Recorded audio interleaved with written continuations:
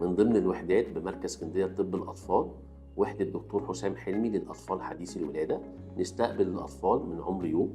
الوحدة فيها كل الأجهزة اللي بتساعدنا في التشخيص والعلاج، زي أجهزة العلاج الضوئي وأجهزة التنفس الصناعي.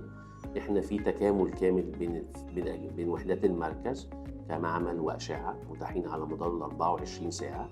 الوحدة فيها كل الأخصائيين مدربين وعلى درجة عالية من الكفاءة.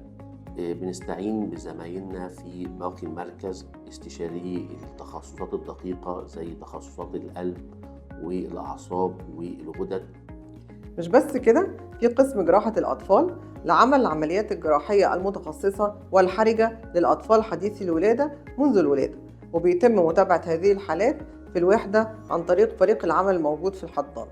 كل الأطفال يتم متابعتهم بعد الخروج من الوحدة على مدار السنة الأولى، وده عن طريق الكشف الشهري الدوري، وده بيكون بواسطة فريق عمل متخصص من الأخصائيين والاستشاريين، والهدف منه هو الاطمئنان على صحة الأطفال، متابعة النمو على منحنيات الوزن والطول، ومتابعة التطور الحركي الخاص بالطفل، وعمل دعم نفسي للأم لمتابعة العلاج بعد الخروج من الحضانة، ومتابعة كل الفحوصات المطلوبة الخاصة بالطفل بعد الخروج.